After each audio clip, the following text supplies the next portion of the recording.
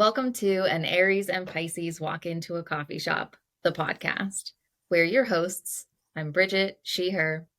And I'm Tiffany, she, her. This is a podcast where two friends let go of perfectionism and talk unedited.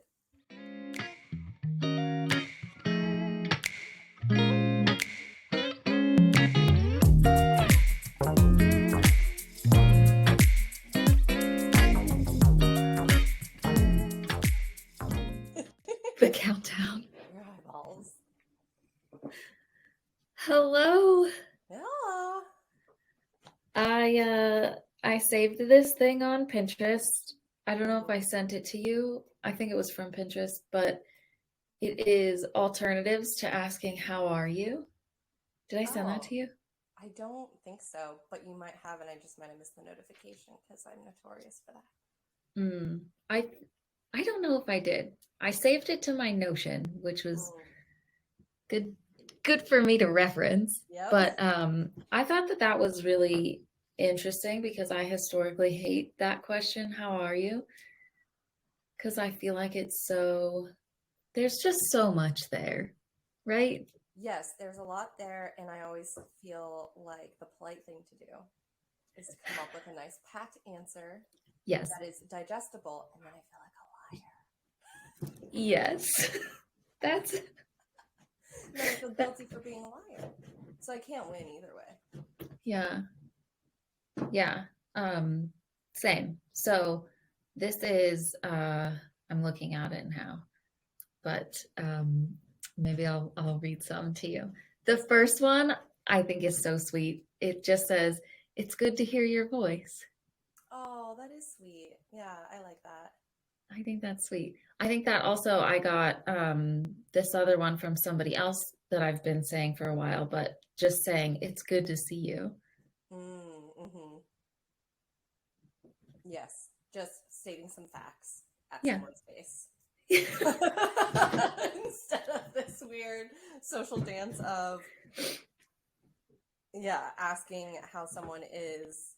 I mean, unless you're ready to hear the answer, which I normally go for a more intentional wording where I ask someone, like, how is your heart?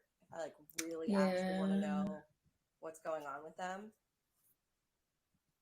But I think that's because I know the panic that I feel when someone says, how are you doing? And I'm like, okay, calculating. And I hate math. So it's just math symbols and I'm panicking. And I don't know how to answer this. And then, that reminds me of an actual meme. Something about Midwesterners and being like, if Midwesterners answer in these ways, it means that. And it's like a translation. And one of them was just like, well, it's going, or I'm upright. It's like, oh no. Yes, it's going. That's definitely in the rotation. It's going. I'm trying to think. I've seen that. Trying to think of what the other ones were that really hit me. It's going. The translations were really hilarious because it's just and I don't remember what the correlation between which phrases was, but one of them was just call for help, this person's not okay, and it's such an innocuous phrase that they answered with, but it's the Midwestern siren call for help. Is it I'm alive? That's definitely one. So. Yeah, that's definitely yeah, I'm alive. But this person isn't okay. Not okay. Not okay. Oh geez. Yeah, so these other ones, I like this one. What's the vibe today? Ooh, mm-hmm. I can hear Ingrid down there. Do you hear Ingrid? Yeah, what's she doing? So she got frisky because I was ignoring her, so now she's directly behind the laptop on her cat tower, on her back on the platform with all four paws stuck to the thistle rope. Nice. I hear her little jingle. And I look over at her, she's just crazy eyes, whiskers all forward, staring at me.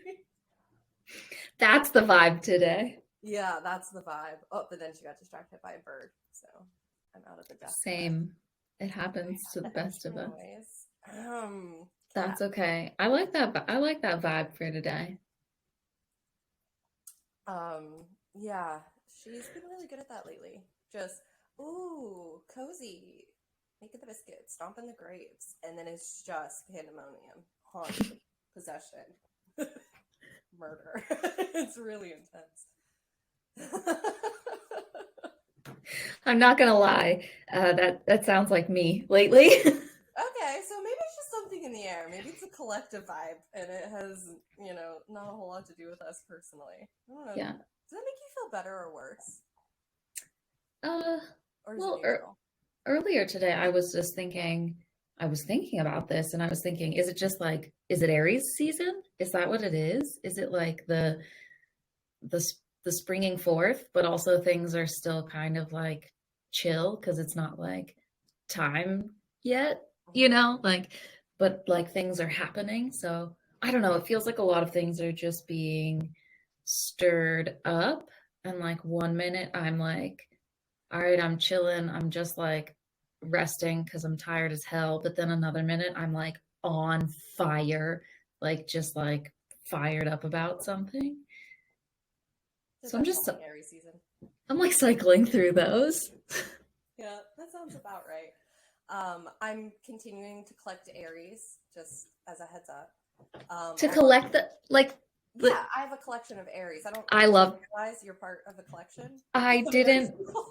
I didn't realize that, that it was a collection, but I love this more than anything. Yeah, I mean, over the span of my life, throughout my 20s into now, I just attract Aries Sun folks, and I didn't put the pieces together for a while, but it was really when I was at the EO's Belly Dance Yoga Studio that I was like, wait, all these people have like Aries going on, and it's usually Aries femmes. I have a couple of um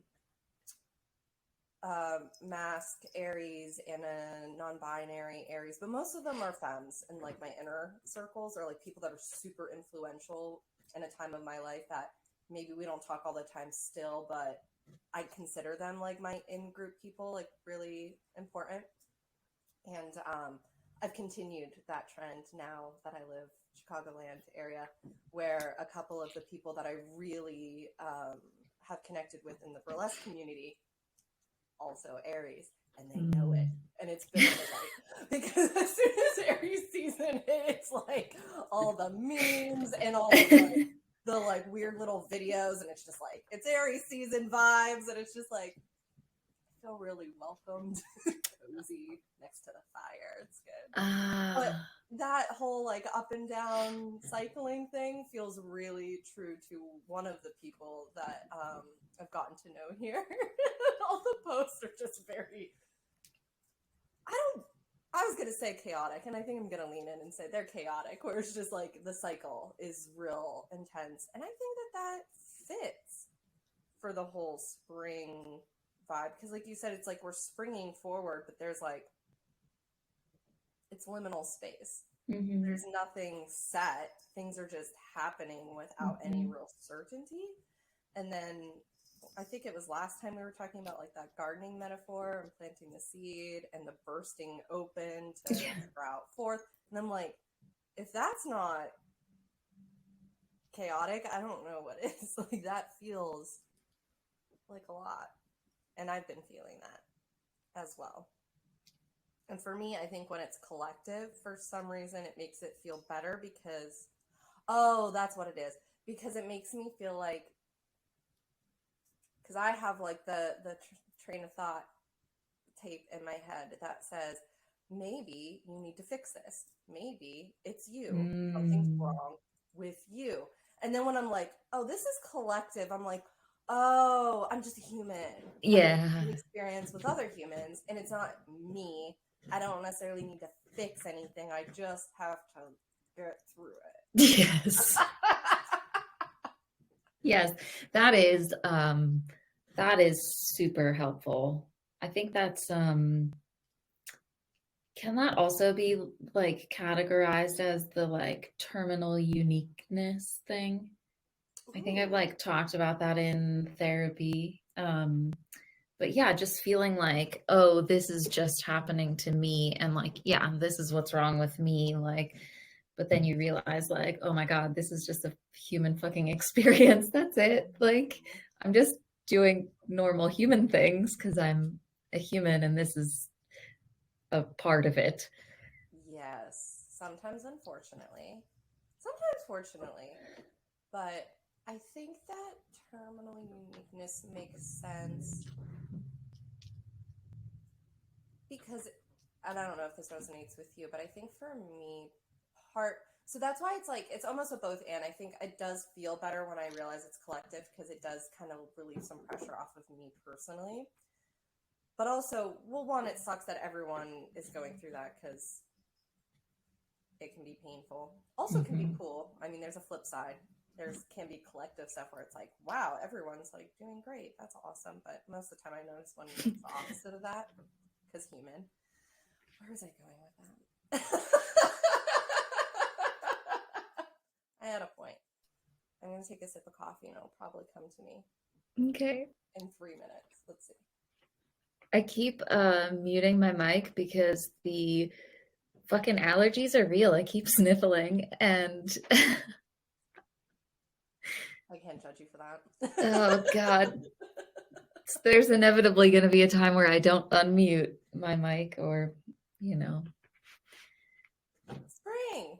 It's happening. It is happening. It's happening to us. It's happening for us. Oh, it did come back to me. Less than 3 minutes. This idea of control. Oh. If I could just control me and change me, and this can go away, it's like, that's not the case. That's not life. But there is a reflex that's built in that nitpicks me because it feels like a false sense of control. Mm-hmm.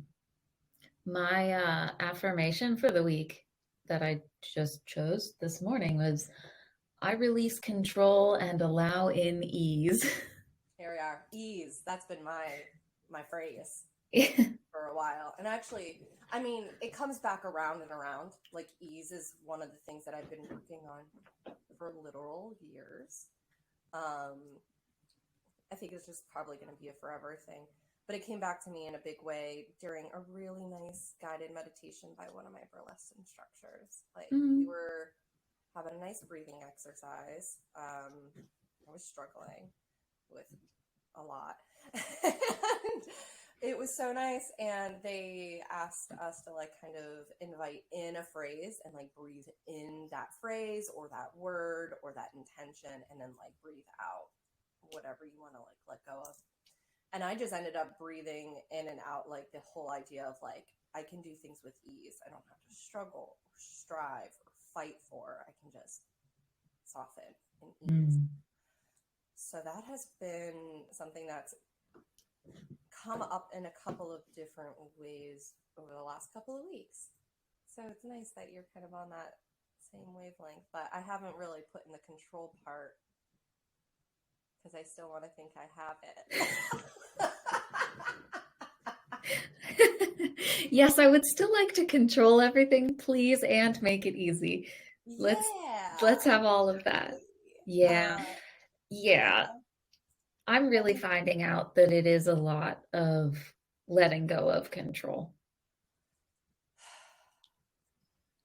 And it's confusing because on another hand, it's been empowering to realize the things I can control. Because me and my mother, speaking of collective energies, ended up doing the exact same thing on the exact same week, which is we just kind of lost ourselves in a project and just ended up cleaning for days on end, which I haven't done in, I'm embarrassed to say how long. It's been a time over here. And then I just had a tipping point and I started doing stuff. And I mean, don't get me wrong, some of it was neurodivergent cleaning where I was just like, and all of this stuff is going to go into this box. And that box is going to go into the closet. But a lot of it was actual cleaning. Where I was literally wiping down things and finding homes for stuff. And So, you know, a little bit of this, a little bit of that.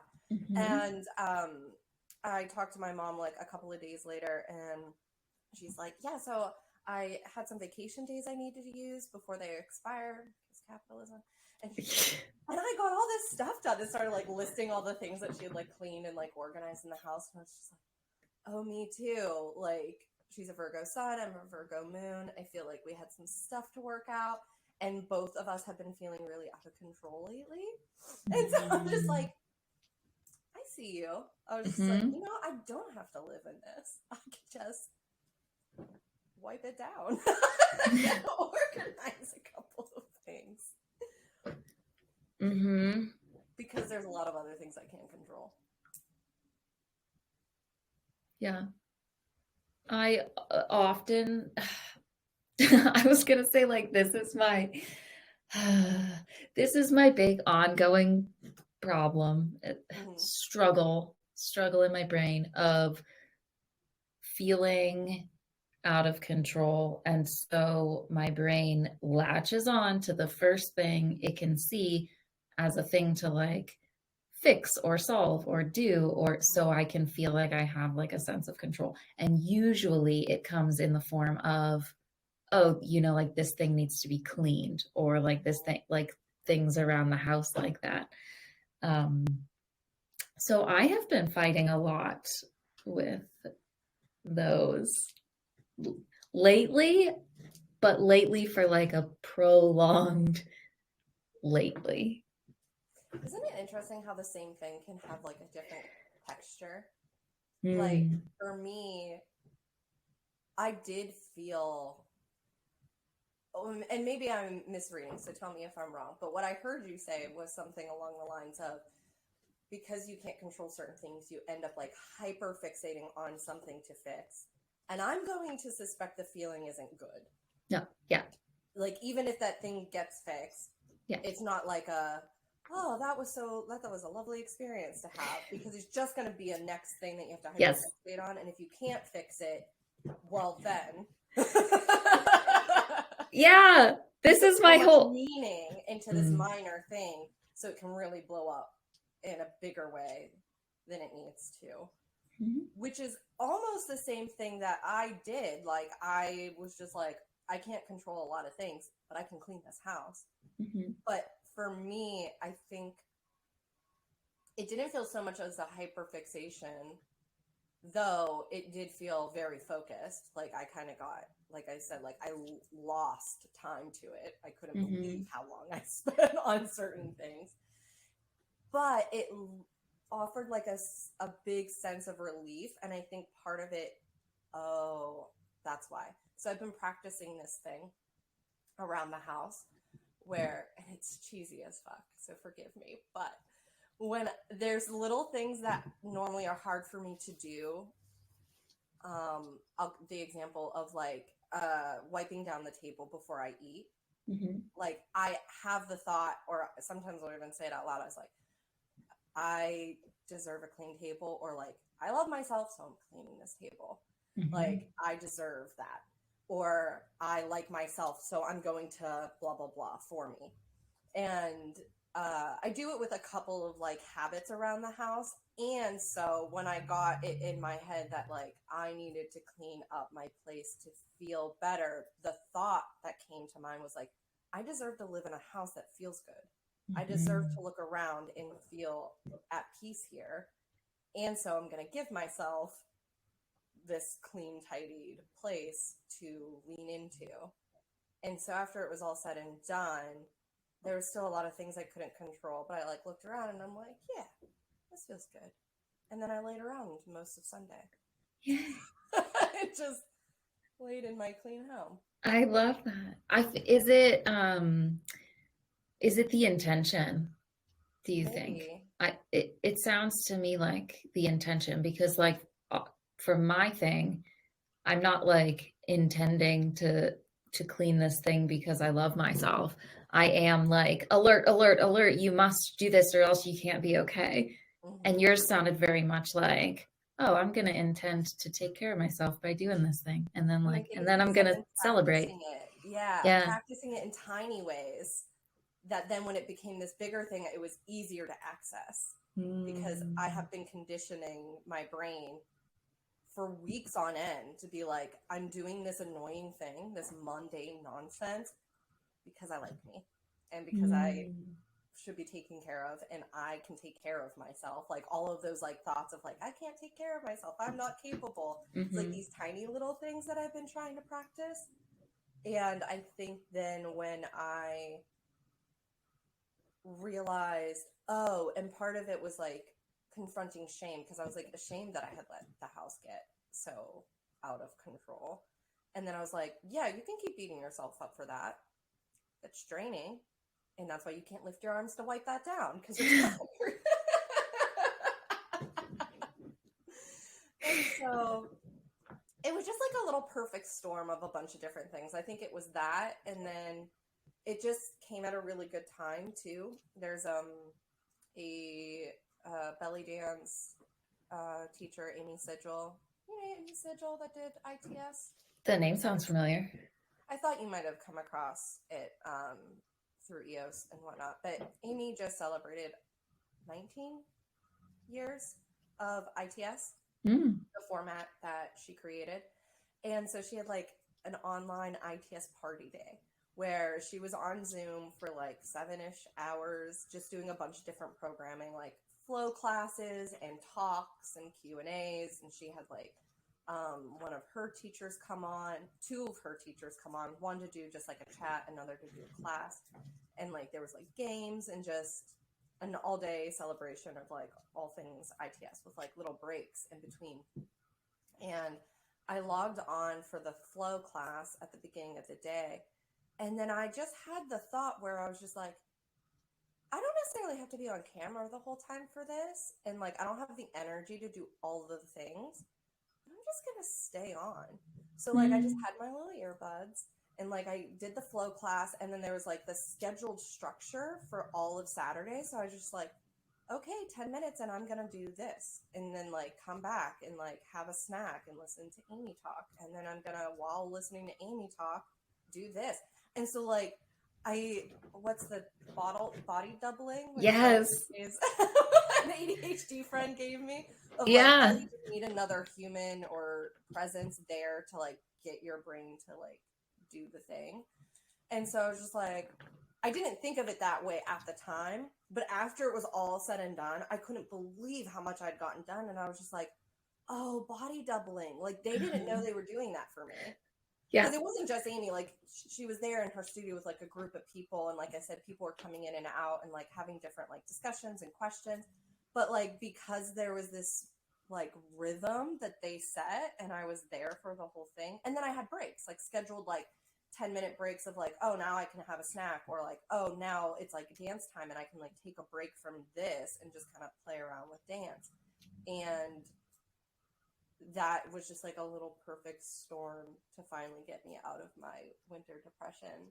Because like, yeah, a lot of stuff needed to happen with this house that hadn't been really easy for me to get around to.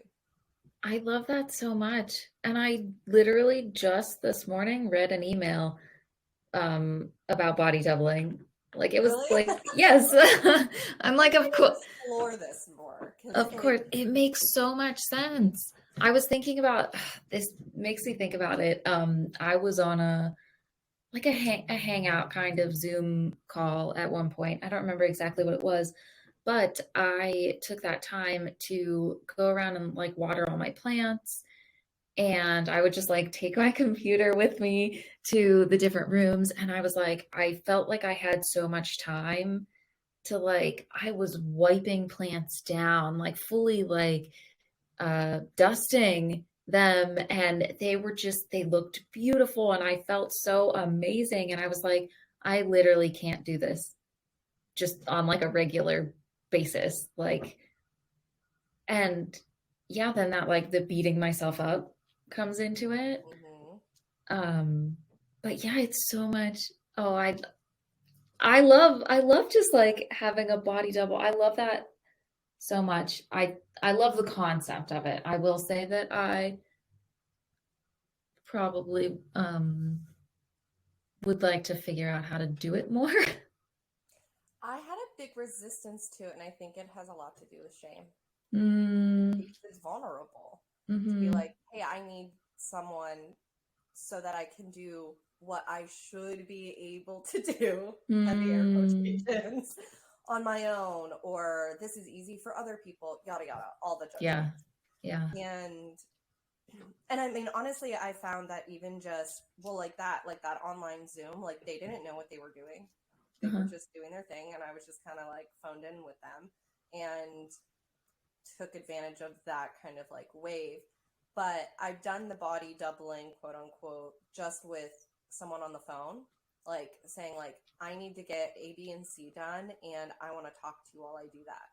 Hmm. And just like talked on the phone for a couple of hours with someone and like was able to get that kind of thing done.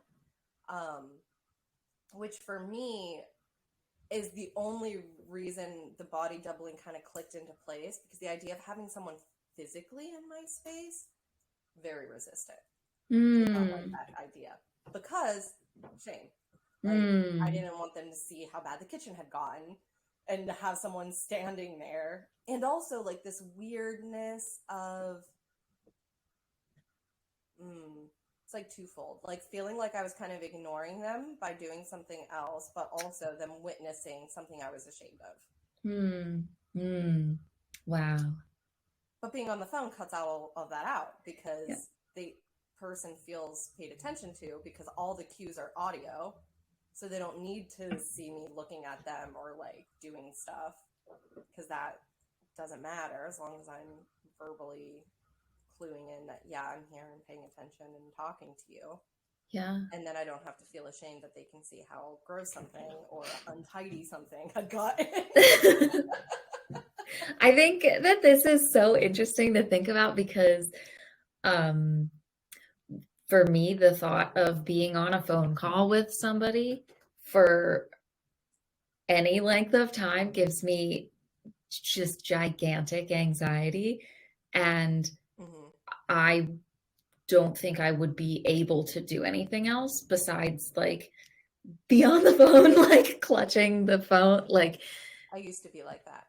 so I feel like I would rather have a person either with me or like if I'm talking to somebody, I really want to see you. There's like something about that that brings me a lot of, I guess it makes me feel more safe Mm-hmm. in a way. Like I have a lot of anxiety around hearing, and if I can't see a Oh, person talking, um, that it makes it feel harder for me. What I don't know if it, I don't know that I actually have a problem hearing, but it just feels like I do, if that makes sense. it does. Because hearing isn't just a physical thing. Like it's you have to hear the sounds, and then your brain has to interpret and make meaning out of the sounds. And I know that when I've been anxious, mm, that doesn't work. Like someone will say something, and like, and this is like the panic feeling where I'm like, I know that I should know what those sounds mean, but my brain will not like interpret what just happened. And then I've gotten better at asking people to repeat themselves, but I used to do the I'm fine, this is fine, everything's fine thing, Hmm. where I would just like nod, smile, and uh-huh, and like have no idea what people And then actually it's said. and then it's more panic because you Mm-hmm. really don't know. Yeah. And I used to have a ton of phone anxiety, and I still have it, but it's better with certain people, and I'm getting better at it generally. It was really just like a couple of closer friends that they really loved being on the phone, and Hmm. that helped me like learn how to be on the phone. Okay. And then I used to do the same thing, the clutching, and like, well, I'm just frozen. Like I literally was frozen. Like it, like even like standing up and like stretching my body while on the phone seemed impossible. I had to like sit and pay attention Yeah. to whatever was happening on the phone. And I'm not exactly sure how I broke myself of that habit, other than maybe just a little bit of practice where I did it often enough with people that were good on the phone that it helped Hmm. me like kind of ride their rhythm on the phone, and then I got more at ease the more I practiced, and so then I was able to like move around more. And then like the only time I spend that much time on the phone in one go is with people I'm really comfortable with. Yeah. And then that's not all the time. It's, you know, which normally means that we have a lot to catch up on. Like I haven't talked to this person in an extended like back and forth for a long time. So like 2 hours passes like that because there was just so much to catch up on. At least that's been my experience so far. But most of the time I just do voice messages, and that's really low stakes because I just drop it out into the ether until and then like, but I've done like a body doubling thing. Like if someone leaves me a long message, like I have friends that will talk for like a voice message or a video message for like 20 minutes, half hour. I'll use that as a body double where I'm like, oh, I have a long message. I can like do A, B, and C while I listen. Wow. I'm trying to think of like, I'm like, okay, if I get an audio message, like a voice message, that is like, I can't imagine listening to a 20-minute one. I don't know what I would be. I would have to sit there and just sit there and listen and try to like figure it out. But this and trying to figure it out means what? To like pay attention and then to like remember everything. I would probably have to take notes. Because you're already thinking of the response. Yes. And that's where like I like doing that. I like to like talk. I think I have to re-listen a lot. I do have to re-listen if I'm going to respond. But I just feel like I have so many things come up like during it that I'm like, oh, well, I would want to like say this back or respond in this way. And yeah, but I'm also thinking of like, because we send each other Marco Polos, which is a video message. And most of the time when I listen back to your messages, that's all I'm doing is just like listening back to it. But like sometimes I could do it when I'm like doing other things, like maybe like if I was getting ready in the morning or like when I'm like having lunch or something like that. But I am finding out more and more that I am not a multitasker, which is wild because I had gone through so much of my life being like, I'm a really excellent multitasker. Like that would be in all my like fucking cover letters and resume shit. Like, and now I'm like, no, I'm like a single tasker. Like if I really want to like pay attention, like I got to put everything else aside. Except for some things like watching a message and eating lunch. Like I could do that at the same time. But yeah. Interesting. I just had that thought, I think it was last week, where I was also wondering if I was good at multitasking or not.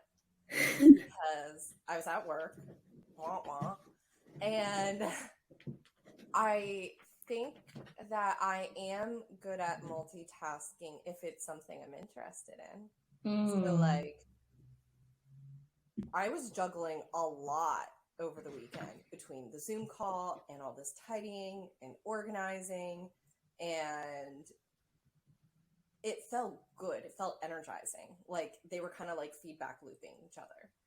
But then I was sitting at work and I was on hold for a very long time to talk to someone about an issue. And I was sitting there and I'm like, I'm on hold. Like literally nothing is happening in this phone situation. I should be doing something on my computer while I wait, while I'm on hold to like keep being productive. And then I just sat there frozen where I was like, my brain literally does not want to do that. I'm on hold. I want to be prepared for when I answer the phone and I have to discuss this issue. Like, that's what I want to focus on. But the problem is I don't know how long I'm going to be on hold. This could be an hour easily. Mm-hmm. It has been in the past. And so I'm just sitting there and I'm like, start clicking. Like, I was like willing my body to like start doing something else on the computer while I waited. And I did start clicking, but I was like, it's like I've never read before. Like, you are on a phone call. That's what you're doing. Stop trying to do something else. And then I was just like, am I good at multitasking? I don't think I am. I don't want to. Yeah. That's totally a thing though. I have that exact thing. If I'm on hold, I literally can't do anything else. In the past, I have figured out a way to do it because a lot of times in my job I needed to.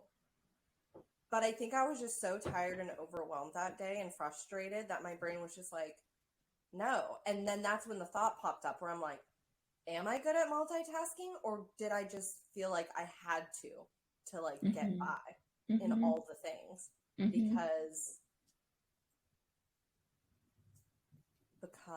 is it productivity stuff? Like, oh yeah, I think so. That and the urgency and I just started listening to Rest is Resistance. And of course she talks a lot about that. But yeah, I think that's what it all is. It's all about, turning humans into machines and pumping out productivity. I don't think we're supposed to multitask. No, I think you're right. Because the idea is you don't get to rest. Yeah. So like, even if and that's like, I mean, coming from like a retail and also having worked like in restaurant environments, like that's literally drilled into you. Like, you got nothing to do? Well, joke's on you. There's always something to do. So find it. If you have time to lean, you have time to clean.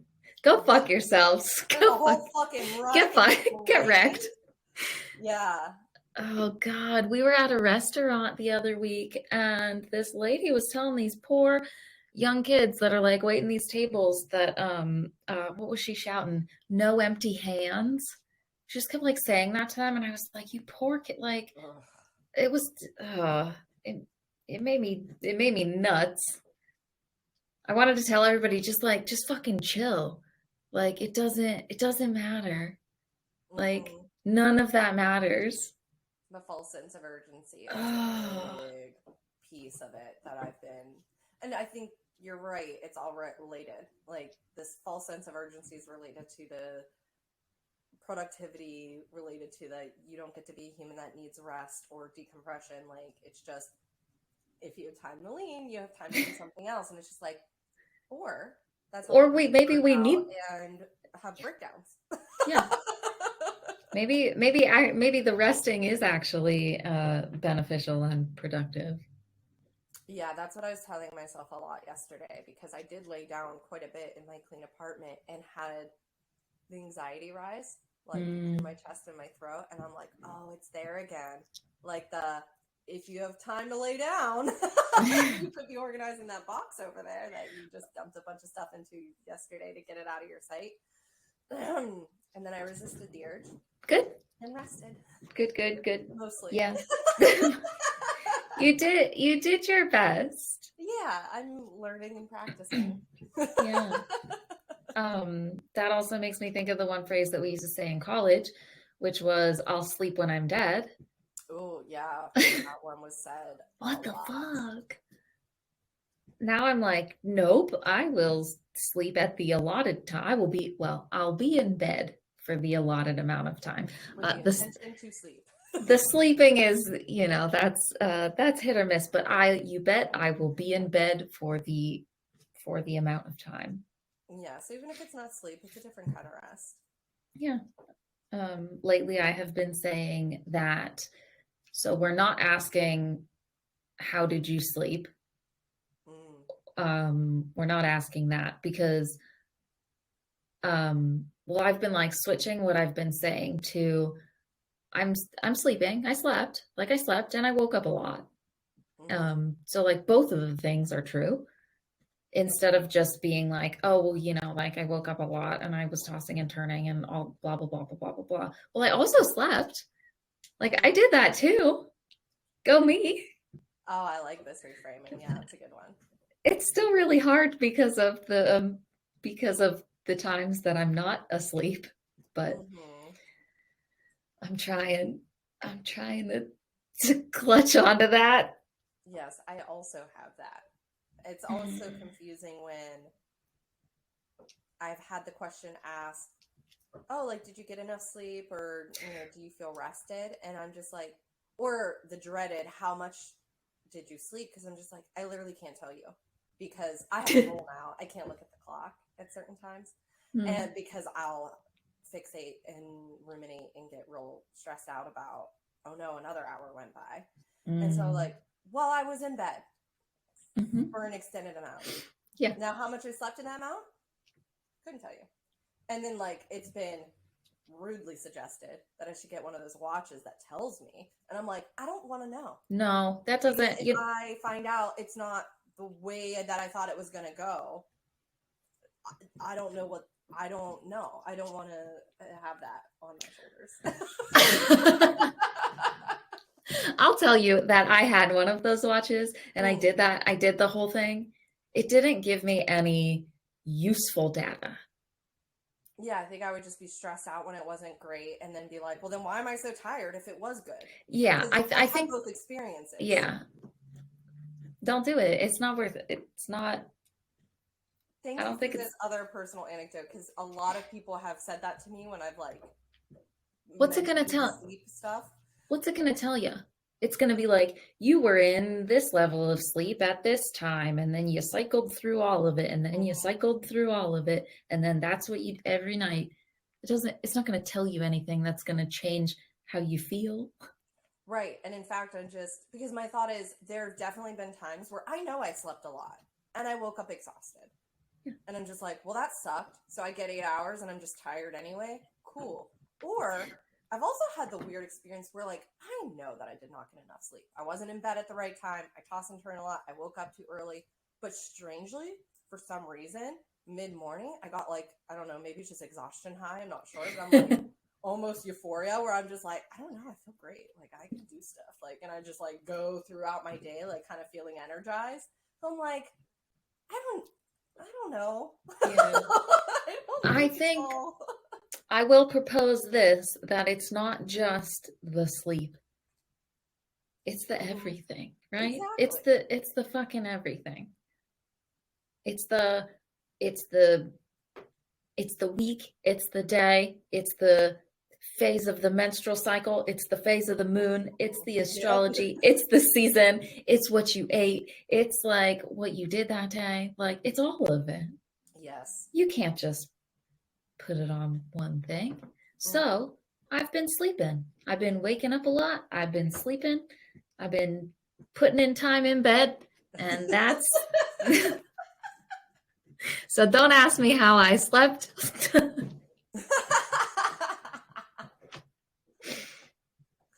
I like this.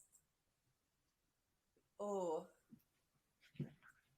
I'm trying to think of a different way to approach that then. Well, I guess that's just like the reframing, right? So, like, oh, how was your rest? Fitful. However,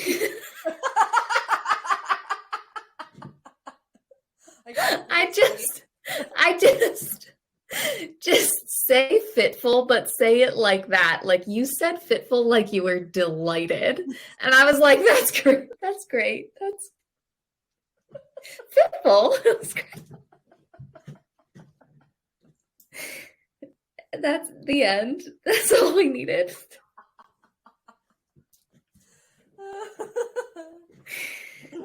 Okay. Cheers. Cheers. Cheers to sleeping delightfully, fitfully. We slept. We did it.